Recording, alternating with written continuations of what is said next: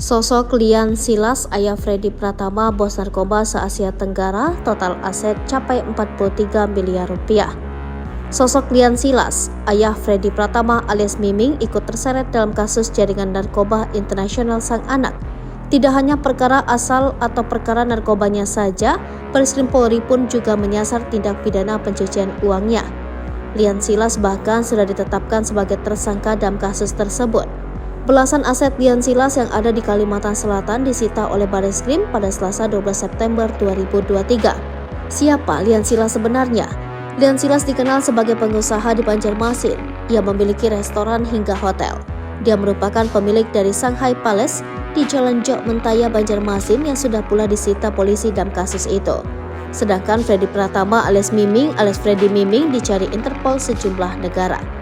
Lelaki tersebut diduga sebagai pengendali sindikat narkoba internasional.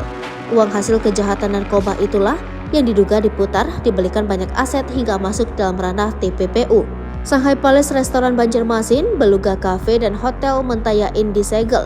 Beserta 13 aset lainnya, ada juga 5 kendaraan, totalnya 43,490 miliar rupiah. Pungkas AKBP Ernesto. Aset yang disita sendiri mulai dari tanah, bangunan, hingga kendaraan bermotor. Dan salah satunya adalah bangunan restoran Shanghai Palace yang masih satu gedung dengan Beluga Cafe dan Hotel Mentaya Inn di Jalan Jok Mentaya, Banjarmasin. Total aset yang disita ini pun mencapai 43 miliar rupiah. Pemilik aset yakni Silas pun saat ini sudah ditetapkan sebagai tersangka oleh Bareskrim Polri. Sedangkan Miming masih dalam perburuan polisi internasional. Terkait hal ini pula, AKBP Ernesto pun menerangkan sejumlah aset atau barbuk TPPU dengan tersangka Silas ini diamankan oleh jajaran Polda Kalsel.